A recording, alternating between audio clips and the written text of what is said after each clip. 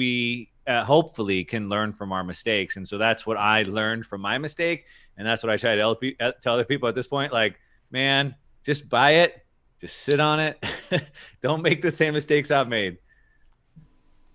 Yeah. Yeah, it's so easy to buy that I think when you haven't really dug into Bitcoin to see what it is, you don't realize how valuable the thing that you have is, right? Mm-hmm. To have even one Bitcoin, 100 million sats could be if it plays out in this kind of binary scheme, could be everything to the next generation, right? People don't see that.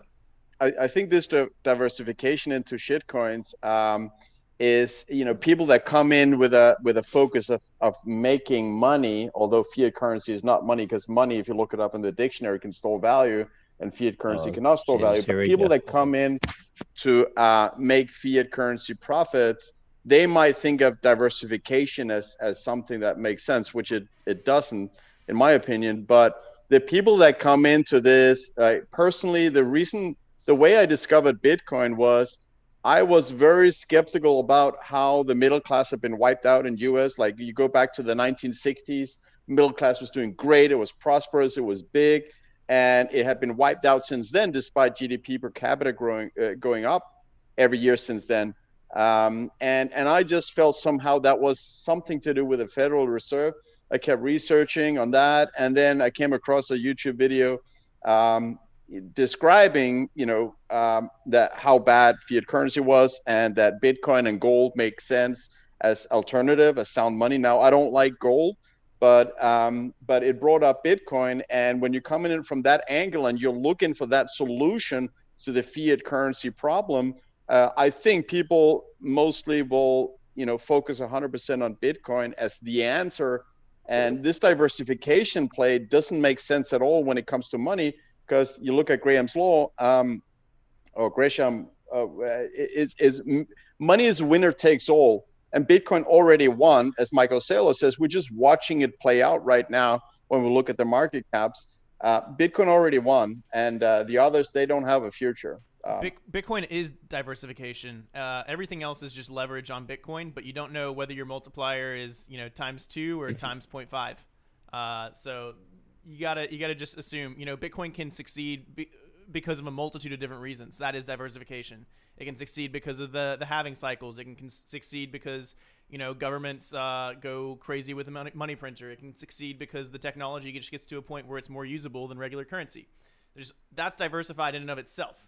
Trying to diversify into Ethereum can't succeed without Bitcoin. I mean, that's just the fact. So it's leverage. I have an interesting thought experiment I've been pondering lately. If Lightning Network and say higher order protocol development totally fails, how do you see privacy tech working out?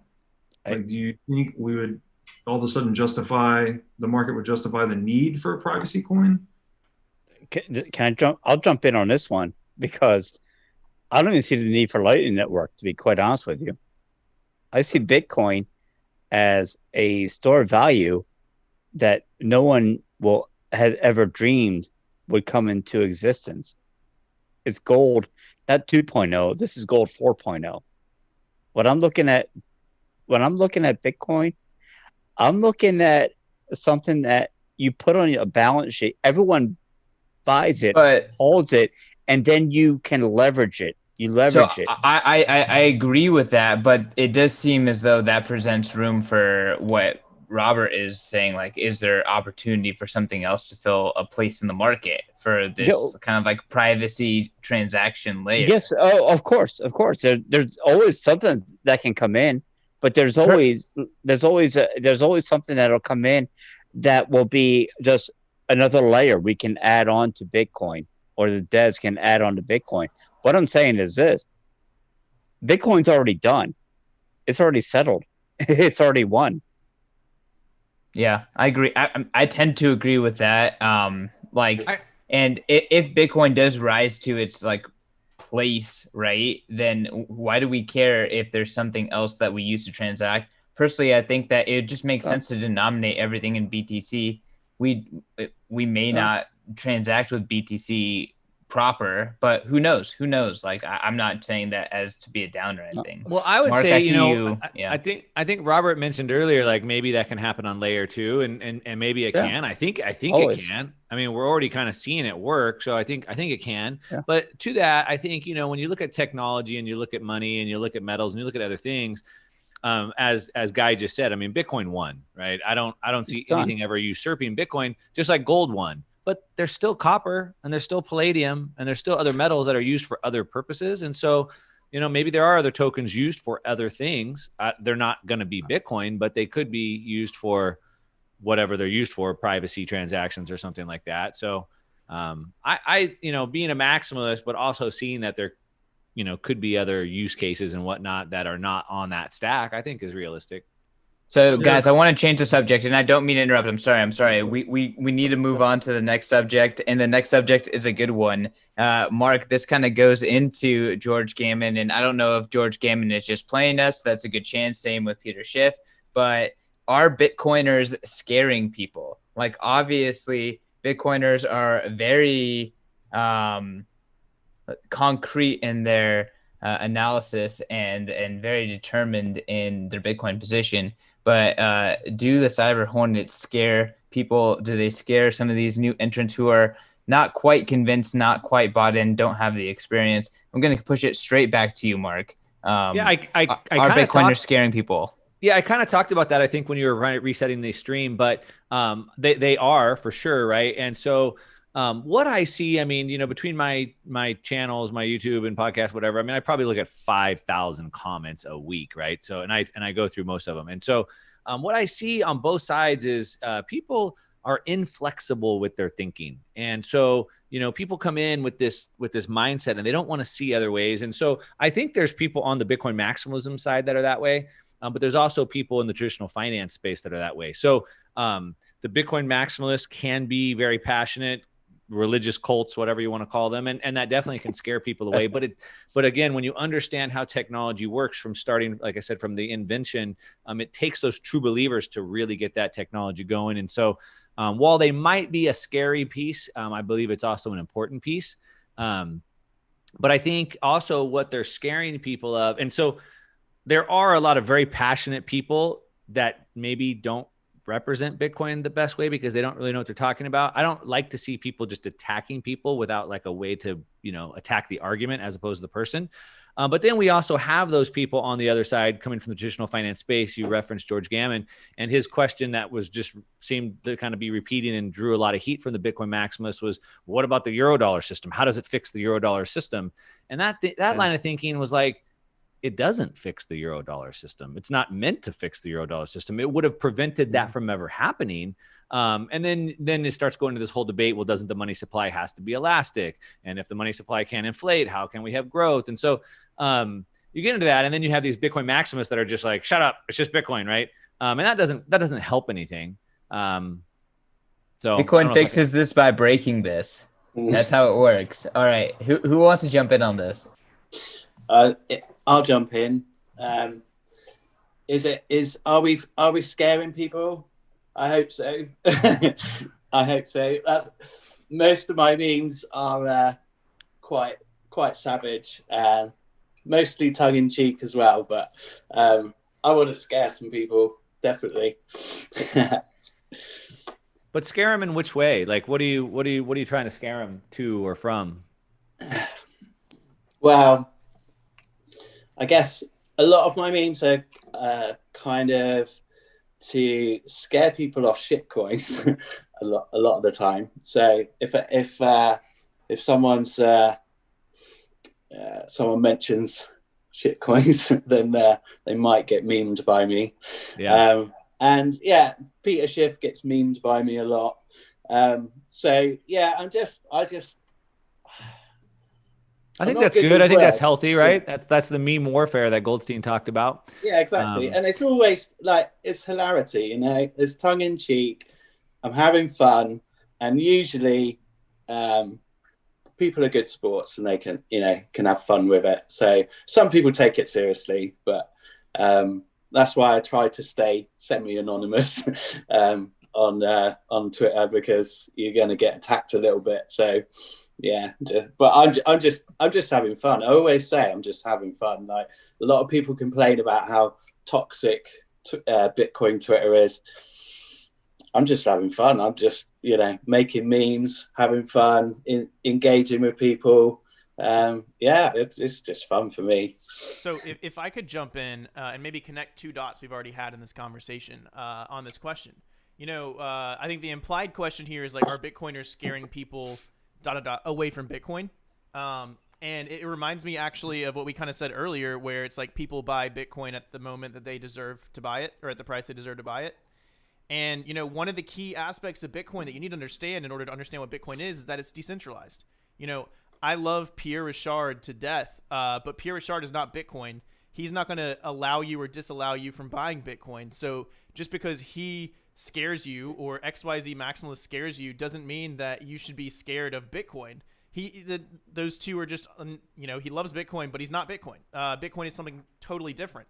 And so, you've got to understand that when you're buying Bitcoin, you are buying a decentralized, software, a tool. You're not buying anything with embedded ideology. You're not buying anything with, that is threatening in any way. It is what it is. And so to be scared of it or to be scared off by people who, are avid supporters of it, I think just not like shows you that you're not quite ready to, take the full dive into everything that Bitcoin kind of is. I'm going to give the floor to Anders, but I want to jump in really quick. I think that the best measure for how money something is how many people that absolutely loathe it and want to destroy it, but still use it. So based on those standards, it's gold, it's the dollar, and it's Bitcoin. That's pretty much it. Who's saying this? That's brilliant. Literally you could hate the dollar to death, but you must use it. You could hate Bitcoin to death, but you must use it. So I think that that is a great measure for how money something is, and that's a fact for Bitcoin. Let's jump to Anders, and then I want to go back to Robert. Sure. Thanks, CK. I think Bitcoin is probably the most important war we have fought for I don't know how long, how many millennia. Getting sound money to people is just so important. And I feel that maximalism and toximalism, that I embrace both of them, is really about warning people to stay away from different projects that use different buzzword bingos to try and get people to buy their coin so they can go, with that Bitcoin and have more Bitcoin themselves, whoever founded that. Those all delay adoption of sound money. Money is a winner takes all. Bitcoin already won. We're watching it play out. And I think it's important to be, I don't know, I'm very passionate, and I'm very passionate about Bitcoin. And I call out the things that I feel will lose people money. So if I am, aggressive against other projects, in quotation, it's really because I want to highlight to people the dangers of investing their hard-earned savings in those. I'll try and sip it here. Robert, I think you were next, right? Yeah, I like the question. When I think about fear, actually, I grew up in Tennessee, and we used to go cliff jumping in rock quarries. So these are where construction crews would be digging into the earth in these large cylinders, like straight down into the earth. And occasionally they'd hit a water vein, and it would just fill up with water, halfway before they could even get the construction equipment out of there. And we used to sneak into this private property, and we'd go jumping off the cliffs in the water. And there's different heights, there's 10-foot cliffs, there's 30-foot cliffs, there's 70-foot cliffs. And if you've never done anything like that, man, holy shit, it is to the edge of that thing, and just all of your instincts are telling you to run away, like this is a terrible idea, but something else is pulling you forward, like it's really exhilarating. And then when you conquer that fear, it's like the best thing you've ever done, like assuming you survive and you don't hit anything on the way down. It's amazing. So I think that fear is like a natural response to the unknown, but it's also, the unknown is also where like all the potential lies, all the promise lies, all the innovation, all the growth, all that. And I think for people today, Bitcoin is perceived like way deep into the unknown because people don't understand what money is, frankly. And so it's looked at with a lot of fear, which is ironic because Bitcoin is actually like the most knowable money ever, right? We know exactly how much there is and ever will be. So I think it's a bit of an identity crisis kind of in the market and in market participants, that because money's so integrated into our lives, we think like, oh, I'm an American, I'm a Republican, I'm an investment banker. It's like all of those identities are shaken up by Bitcoin, right? It shakes the nation state identity, shakes your fiat job identity, it shows how much of a charade politics is. And I don't know. I think it's interesting that we scaring people. I think Bitcoin just scares people just because it's so radically new and innovative, and then people that relay that message can amplify that. But at its core, I've talked about this a little bit, is I think Bitcoin is the first incorruptible substance we've ever had. Like, it's the only thing mankind can't politicize or manipulate or fuck up. Not to say that that's 100% perfect. Like, we know there's attack vectors on it and whatnot, but it's the closest thing we've had to something that's purely incorruptible. And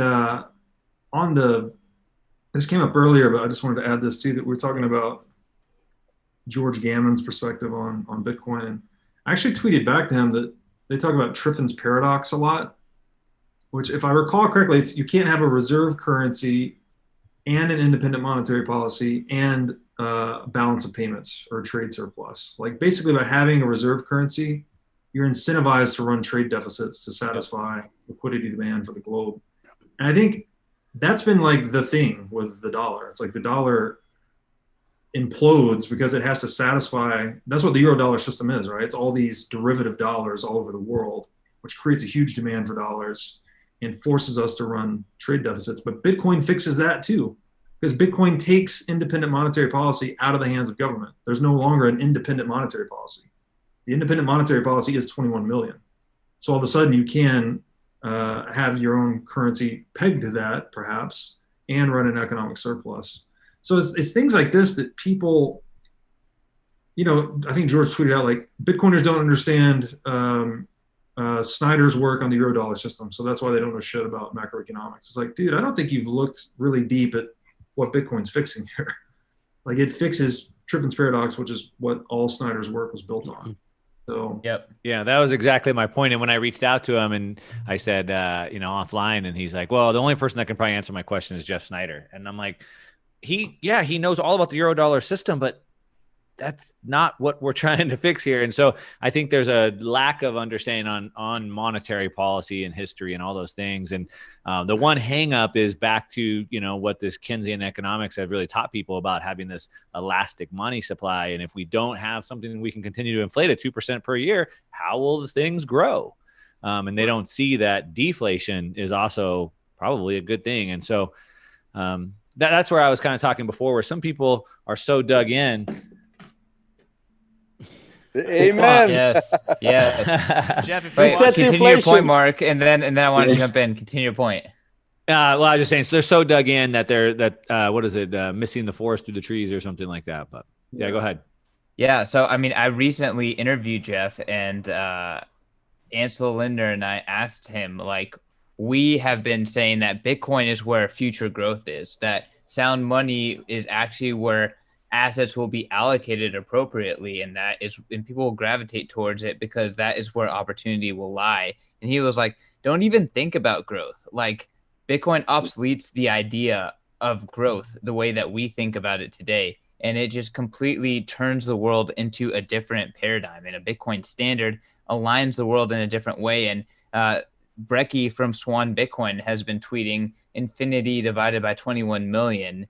And like, that is the most cosmic idea in the world. Like that, like, to homage or to credit Robert, his fantastic article about Bitcoin being zero. That's what Bitcoin being zero is. Like, it's a new way to orient the world that just enables us to do so much more all of a sudden. It's just like it's like an epiphany. And like, I feel like that can't be understated. And our human nature is deflation, right? Like, instead of making 20 trips carrying something like this, I create a wheelbarrow. and I do more with less. And so, I grew up when I was a kid, we had the Jetsons and they had robots clean the house. I'm like, oh, how cool would that be if I had a robot? I didn't have to clean the house. It could do it.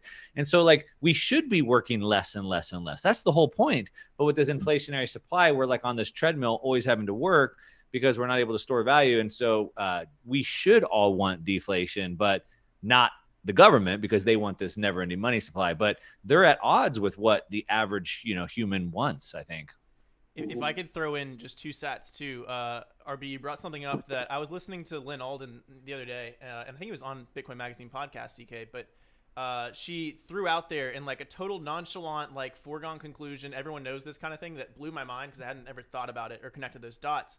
But, it was the Triffin dilemma that, caused the U.S. needing to run these trade deficits. And the way that the U.S. ran the trade deficit was to outsource manufacturing all over the world.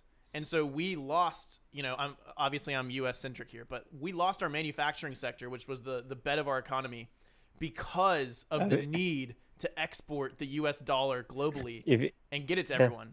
And like that hollowed out everything that we do. And now we're just like a financial country, a middleman country, basically.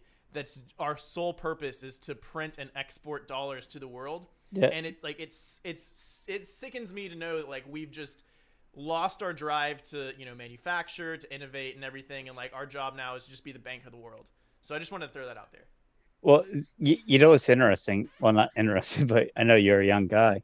I saw it firsthand in a speech. Ross Perot is running for president, and he says that giant sucking sound you hear is all of your jobs being taken from the country. This is from Ross Perot, man. So it's many years ago, but you're absolutely right, and that's what happened. They took it, they put it overseas. But that's a good thing, though. I mean, if you can export the low-paying jobs and then do higher-paying knowledge-based jobs in US, it's a good thing for you. Oh, yeah, it's not a good thing because you haul out the middle class, and at the same time, you build up another country. So all of China's power came from us giving them, right? We gave them these fake dollars. They went and bought real assets with them. So we went downhill while they became the superpower. We fed that. So, but double you should, investing in education, okay, so I'm from Denmark, so take that as an example. We don't have those manufacturing jobs anymore, but we have a high GDP per capita. I think it might be higher than US, but they're mostly knowledge-based jobs. It's not a bad thing to get rid of the manufacturing jobs. You end up producing medicine, all these kind of things, higher-paying jobs. Let me jump in. And then there's a lot more smart people who can jump in too. But I think the point is that by exporting all the jobs in that way, it creates like this unhealthy thing right now. The future, obviously, the majority of manufacturing and reorienting around technology and moving away from growth kind of means like, people are going to have more time. Like people are going to be doing different things. But right now, there's just a lot of pain. There's a lot of pain. I would just add that the deep lesson here, it's not like, is it good or bad jobs go overseas? That's not what the case is. The case is that by centrally manipulating the money supply, we distort the free market. We distort the capital allocation efficiency of the free market, right? If we just think of the free market as the global intelligence of everyone orienting themselves to the price signal. When you manipulate that price signal, you distort things, right? You end up with an over-intermediated U.S. economy and a more manufacturing-based Chinese economy, for instance. So it's not that it's good or bad. We need to respect and revere the free market for what it is. It's the most powerful distributed computing system we have ever had.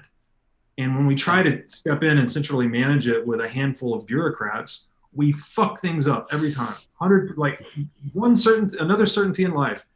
A 100%. Bureaucracy will always allocate capital less intelligently than the free market. So that's what we need to do. We just need to get out of our own way. I can't disagree with that. I mean, what I'm looking for here, and it's great to have, someone like Robert to finally jump in with the stupid arguments me and Anders have, and then they're always stupid. Why are you dragging me into it? No. What I mean is, the one side you had the philosophical view of how we should proceed, and then we have the rest of the world like us that gets to fight each other over the scraps, because everything is now left to the scraps. So I'm always fascinated, like, it's all bullshit at the end of the day. Guys, I'm sorry I keep jumping in, and Bran, I'm going to let you actually ask the next question, but now we're talking about the Stable Act. So I don't know if you guys saw the hubbub on Twitter about this. Rohan Gray, who is an MMTer and a lawyer and someone who is kind of antithetical to Bitcoin, pushed out and marketed a new act pushed by several Democratic senators in the U.S. That advocates for regulating all stablecoin issuers and making sure that they all go through the proper banking charter and licensing to be a fully chartered bank if they're going to issue stablecoins. And then through Twitter discourse of people kind of arguing with him about the nature of cryptocurrency and cryptocurrency networks, he indicated that if you are a node operator, he as in Rowan Gray, the author. Yeah, is that what he said? So he's a co-author.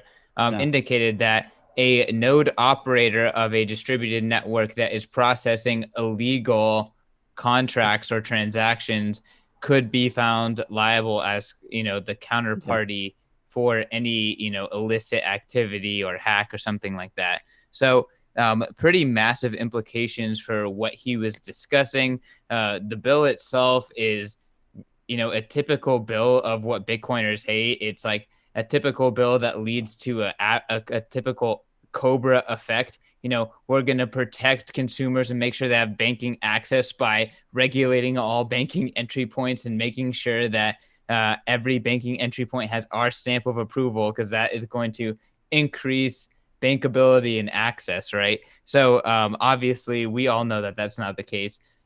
I'm talking way too much.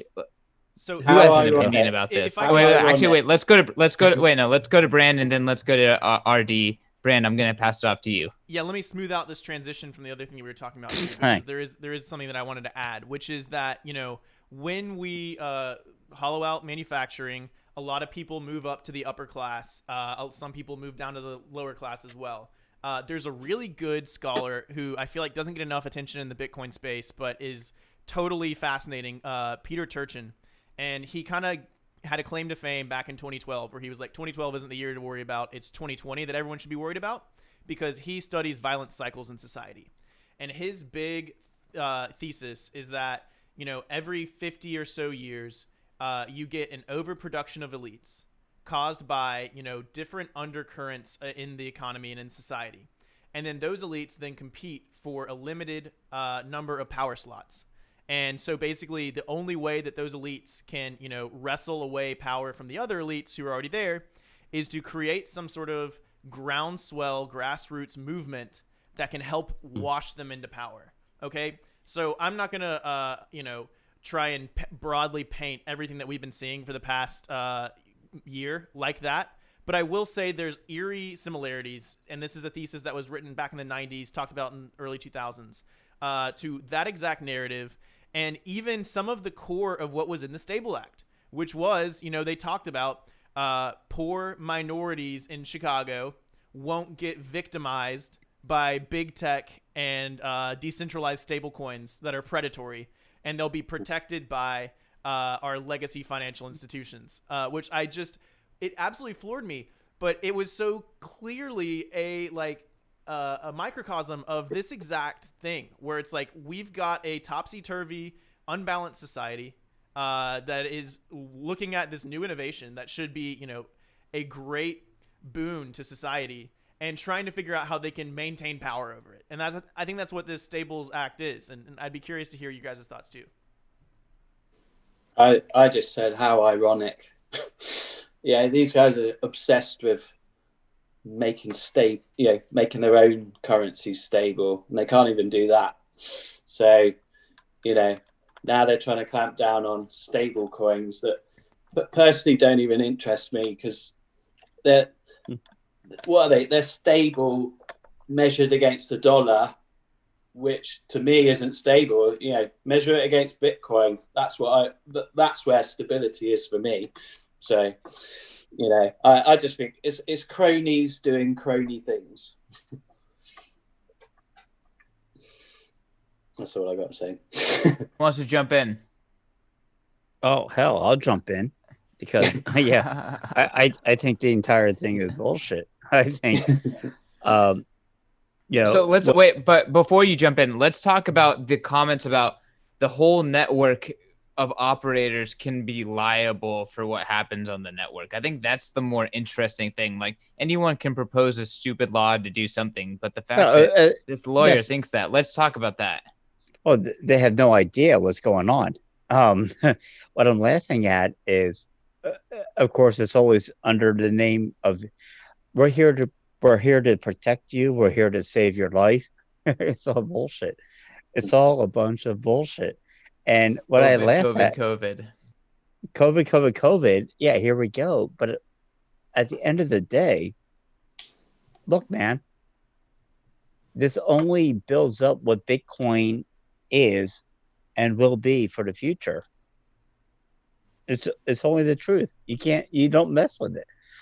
So yes, if someone wants to come in and hodl down on a what I would call like a shit coin, stable coin thing, yeah, go for it. Go for your stable coin.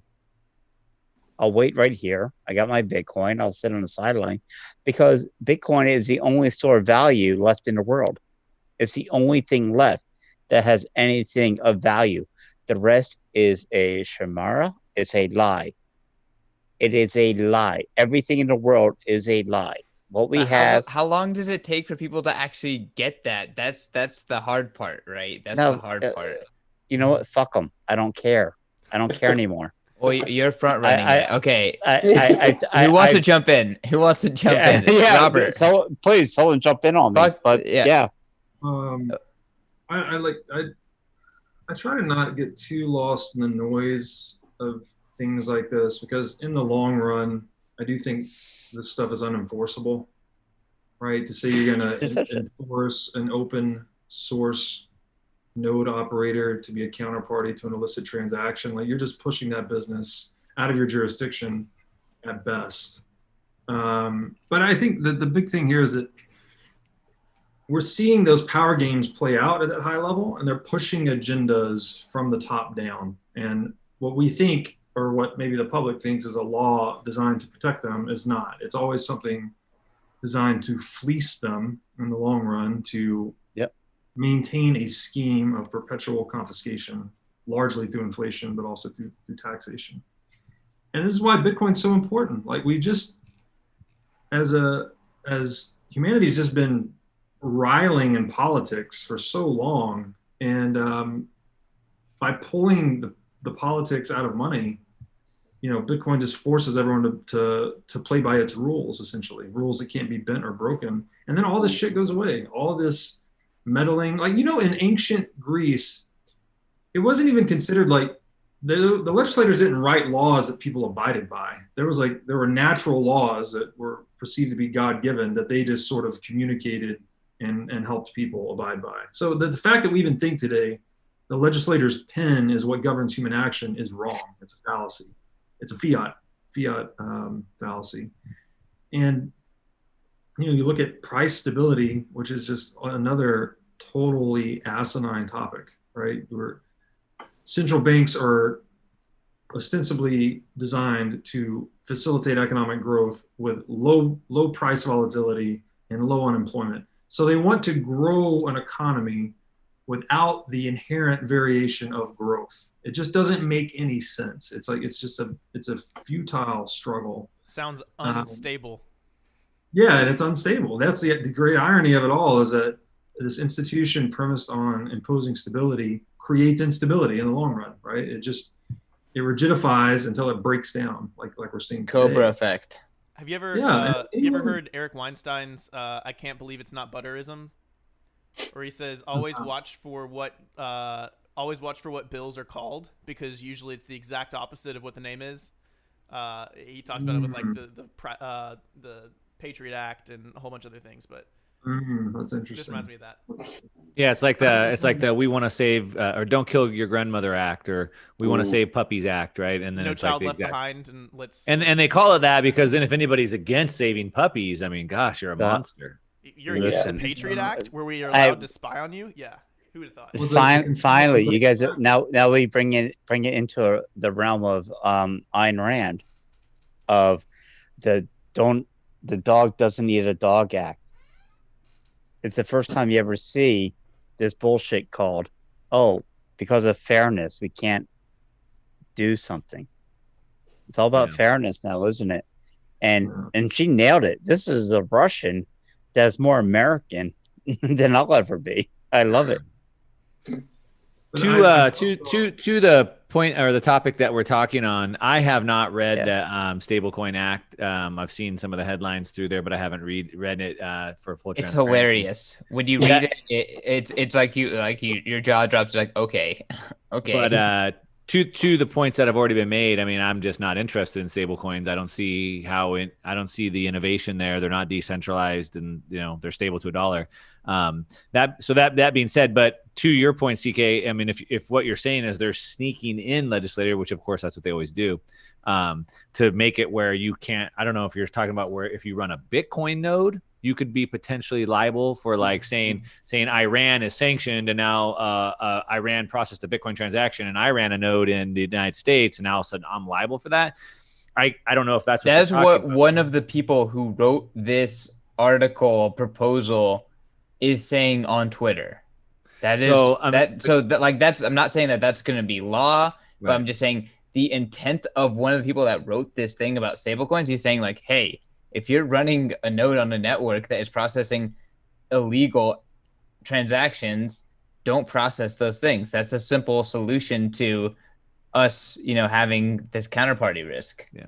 So again, I haven't read it, but they do sneak these things through there, and I wouldn't doubt that they're going to try it at some point. And so I guess this is where we find out, who the true hodlers are and who's going to hold the line. And unfortunately, pioneers get arrows in the back. You know what I mean? And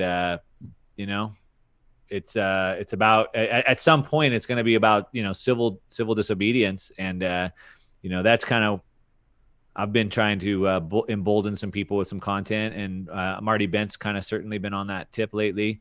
And at some point, if this bill doesn't have it in there, we're going to see it. And I run a node and I run it on Tor. So hopefully that will be good enough, but we'll have to figure that out. But yeah, we gotta be ready, and we'll have to find out who's vigilant. Yeah, it's our sacred duty, right? When the law becomes corrupt, we have to speak up. This is not just for our own benefit, but for everyone's benefit. And that being said, this generation is a little bit different, but like both my grandfathers fought in World War II. My father and my father-in-law both fought in Vietnam. So like when they went to World War II and in Vietnam, there was a good chance they might not come home. And, now it's like, oh, we haven't had any war, and I never went to war, but I grew up with my grandparents and my parents, like, risking their lives, and this is our new battleground. 100%. And we talked about how the central bank and the state gets rigid and breaks down. What keeps it refreshed and adapting to new needs and preferences is the freedom of speech, right? The fact that we can articulate, hey, this doesn't work. Let's talk about these ideas and reform the system. That's what keeps it from breaking down over time. And prices are speech, right? It's the way we're communicating our action and our values. So the fact that a central bank is premised on price stability is just, it's asinine. It's antithetical to the freedom of speech. Not just price stability, but now, according to Janet Yellen, racial diversity and gender diversity. That's their new, Every problem is solved by money. Fashion. The communists did this, right? Soviet Russia did this. It was all moralistic camouflage. They said, from each according to their ability, to each according to their need. Sounds amazing, right? Sounds like the perfect utopia. And then what happened in that society? Millions were murdered and starved. So it's like, it's just, it's fake. It's a false, it's a mask they're wearing. World It's Economic Forum's wearing it. It's crazy. it's an absolute false narrative, and I come from a family that, as we were talking about earlier, three grandfathers, one step grandfather that had been between World War II and into when you look into let's see, Vietnam War, yeah, fought there. They spent their time there. They bled there. Two died, one lived. And so as I move forward in life, I think, man, there's got to be a better way than just this brutal fighting. There's got to be something better. And I think I found it with Bitcoin. With Bitcoin, I think I found a way of knowing a value that can be traded, or I'm sorry, traded is such a bad term. I'm sorry, exchange between people. I found it. I'm happy. Puppy's happy. Puppy's happy with that. Yeah. Artie's happy. Hey, anytime you can exchange value of what you do in life, exchange your value with someone else. You guys, it's been close to 2 hours now. I think it's time to wrap it up. I think it's time for last words.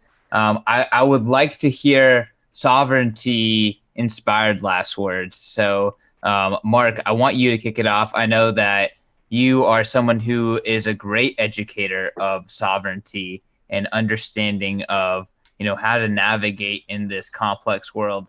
Why don't you talk about your last words to the audience, and why don't you plug yourself too? Yeah, sure. Again, so I mean, I come from my family, my grandparents, and my parents. Came from that generations that did go to war, and I grew up thinking that shoot, I might go to war in my lifetime, and very pro patriotic, and so I just kind of grew up with that mindset. That being said, I kind of was disillusioned by the system, but when I found Bitcoin, I all of a sudden had hope. And the point that I would like to end with, which is I already kind of made the point, but again, if we don't want Bitcoin to be illegal, it shouldn't be illegal, right? We, the people, the government is for the people, by the people.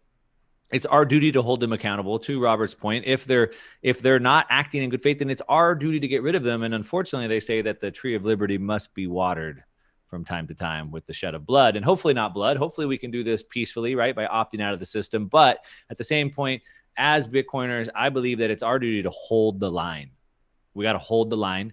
We got to push back. We have to educate ourselves. That's why I love what Robert's doing. I mean, I'm trying to do my part, and I think we're all trying to do our part. You guys have your show as well. And so we need to educate the people. We need to be able to have those conversations, smart enough to have those conversations, not in a way that turns people off, but in a way that we can bring people in, and continue to just encourage people that the future is not set. The future that we see right now is scary, but it's up to us to decide if that's the future that we want or not. And if not, then it's up to us to do something about it. And so that's what I want to continue to just push on people. Educate yourself, make the future the way that you want it to. We're not victims here. We're not victims.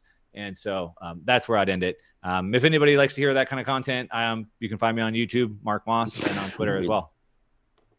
Love it. Love it. We're not victims. And I feel like here's an anecdote, but it's real. I was speaking to a business that operates on fiat and cryptocurrencies, Bitcoin and others. It's a travel agency out of Vietnam. And when COVID happened, their fiat business went to zero, and all of their business became 99% cryptocurrencies. So the people that have adopted this technology, they are sovereign. They are living life. They're not living scared. And Mark, I'm a big fan of your work, so thank you for coming on. And guys, highly recommend checking them out. Let's jump over to Danish Hodl. Danish, Anders, what's your last word, sir? And where can people find you? My last words are, I thought Mark was a lot younger than me, to be honest. Both my grandparents also fought in the Second World War. One was in the army in Denmark, which pretty quickly got overrun by Germany. The other one was in the resistance. Final words. Yeah, together with Guy, aka Poplord, we do the Toxic Happy Hour. We have Robert Breedlove. Thank you very much. I hope we didn't scare you off tonight. Coming on 8th of January, and Mark, I really hope that also you will join us. RD has already been on. He's one of the many memers hanging around in the Toxic Happy Hour. And CK, we already had you on, and all I can say is Bitcoin is a honey badger. Bitcoin doesn't care about our opinions. Bitcoin will win. It's already done. We're just watching it play out. Yeah. Beautiful. RD, I want to let you go because I know that it is late, and thank you for keeping your brain on so long to hang out with us. Thanks for having me, man. Yeah, Bitcoin, this is our shot, man. This is it. This is our shot at sovereignty. So that's how important it is to me, and it should be to every hodler. Hodl, hold that line, like Mark said. Stay strong. Hold people accountable, even if it's by a meme. And just this. Don't. Let's not mess it up. Let's do it, man. Let's do it. And check out my memes just on my Twitter page, and shout out to 21ism, who I'm a contributor to, and the Bitcoin Arsenal, and obviously the Toxic Happy Hour with these crazy fools down here. And thanks for having me. Very humbled to be on. Thank you. Yeah, no, appreciate you and your contribution. Every pleb is a member of the Bitcoin army, so I love it. Let's go to Robert, and then Guy, and then Bran. You can close this out. So, a couple of you guys spoke about your family being involved in warfare, and I think it's really important that we look at that history, because that's what we're trying to move past with Bitcoin. My grandfather, his name's John Breedlove. He was in U.S. Special Forces. He was in the Korean War. He had a Purple Heart, so he was wounded in battle. He was a prisoner of war for a while.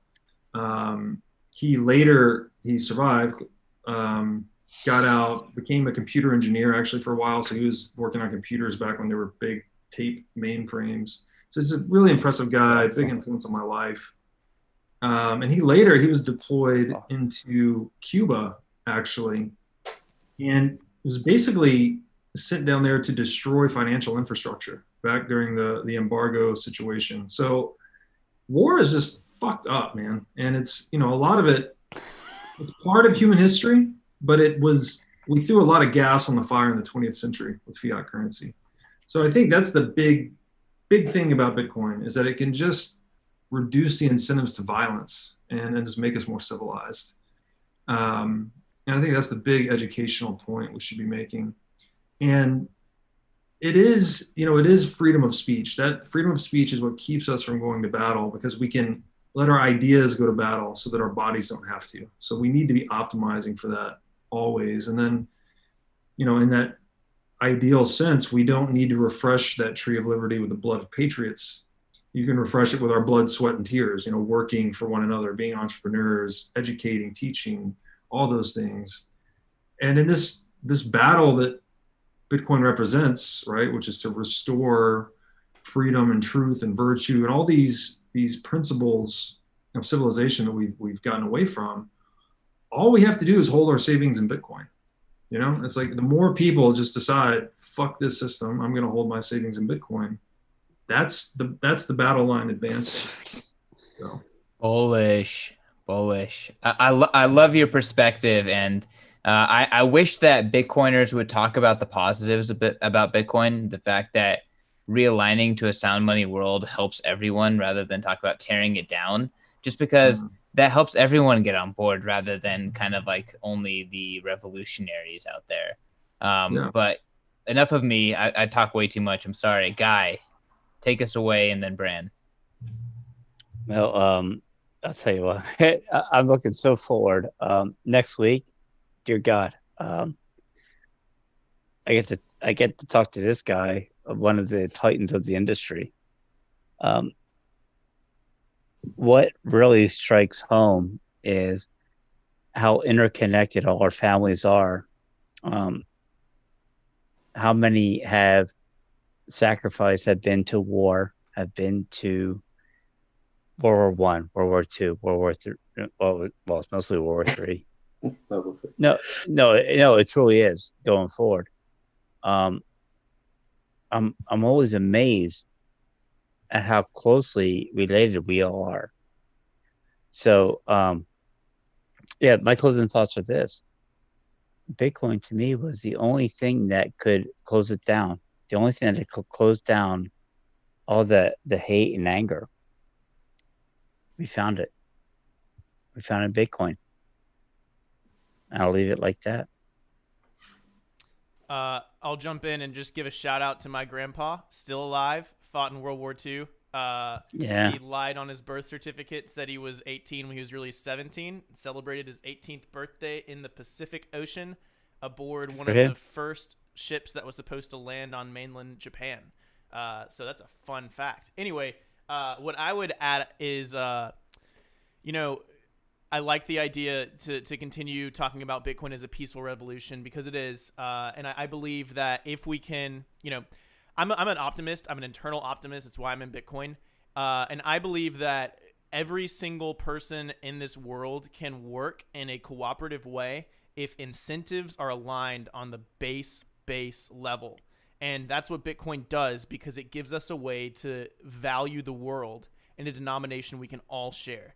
And that removes so many conflicts of interest when we can all be building on the same base monetary value system. So there's an optimistic take to kind of flesh us out. And I'm at BrandBTC on Twitter. And that's it. Good way to end it. All right, y'all. Follow Brand. Follow all of these fantastic gentlemen. Thank you guys so much for your time, and thank you for putting together such a great show. Unfortunately, we did not hit 20K today, but I have a feeling we'll be there soon. And next time we all come together, whether it's on the stream or in person, I'm sure that we'll be celebrating an awoken planet to Bitcoin's reality. Bitcoin right, 2021 next year. Let's go to the moon. Yeah.